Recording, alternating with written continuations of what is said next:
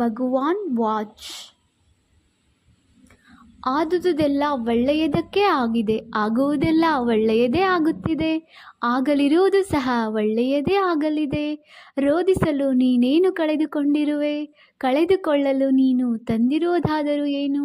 ನಾಶವಾಗಲು ನೀನು ಮಾಡಿರುವುದಾದರೂ ಏನು? ನೀನೇನು ಪಡೆದಿದ್ದರೂ ಅದನ್ನು ಇಲ್ಲಿಂದಲೇ ಪಡೆದಿರುವೆ.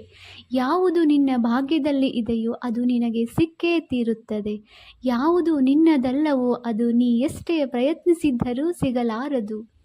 ಚಿಂತೆ ಬಿಡು, ಜೀವನದಲ್ಲಿ ಬರುವುದೆಲ್ಲವ ಬಂದಂತೆ ಸ್ವೀಕರಿಸು. ನಮ್ಮ ಬದುಕೇ ಒಂದು ಹೋರಾಟ. ಈ ಹೋರಾಟದಲ್ಲಿ ನಾವು ಮಾಡುವ ಕಾರ್ಯವನ್ನು ಪ್ರಾಮಾಣಿಕವಾಗಿ ಮಾಡಬೇಕು. ಏನು ಆಗಬೇಕೋ ಅದು ಆಗೇ ತೀರುತ್ತದೆ. ಅದನ್ನು ತಡೆಯಲು ನಮ್ಮಿಂದ ಸಾಧ್ಯವಿಲ್ಲ. ಸತ್ಯದ ದಾರಿಯಲ್ಲಿ ಹೋಗು. ನೀನು ನಡೆಯುವಾಗ ಪಾತಾಳಕ್ಕೆ ಬಿದ್ದರೆ ನಿನ್ನನ್ನು ಮೇಲೆತ್ತಲು ನಾನು ಬಂದೇ ಬರುತ್ತೇನೆ.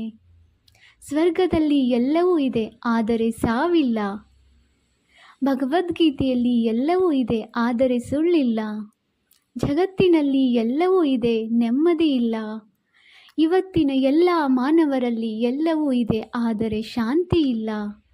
ಮನಸ್ಸಿಗೆ ಮದವೇರಿದಾಗ ಸ್ಮಶಾನದಲ್ಲಿ ತಿರುಗಾಡಿ ಬರಬೇಕಂತೆ. ಏಕೆಂದರೆ ಅಲ್ಲಿ ನಾನು ನನ್ನಿಂದಲೇ ಎಂದು ಹೇಳಿದ ಎಷ್ಟೋ ಜನ ಮಣ್ಣಾಗಿರುವವರು ಕಾಣಸಿಗುತ್ತಾರೆ. ಭಗವಂತ ತಡ ಮಾಡಿದರೂ ನ್ಯಾಯ ಮಾಡುತ್ತಾನೆ, ಆದರೆ ಅನ್ಯಾಯ ಮಾಡುವುದಿಲ್ಲ. ತಡ ಆಗುವುದರ ಹಿಂದೆ ಅದ್ಭುತಗಳು ನಡೆಯುತ್ತವೆ, ಕಾದು ನೋಡಬೇಕಷ್ಟೇ. ಎಲ್ಲ ಹೇಳುತ್ತಾರೆ ಮನುಷ್ಯ ಖಾಲಿ ಕೈಯಲ್ಲಿ ಬರುತ್ತಾನೆ, ಖಾಲಿ ಕೈಯಲ್ಲಿ ಹೋಗುತ್ತಾನೆ ಎಂದು.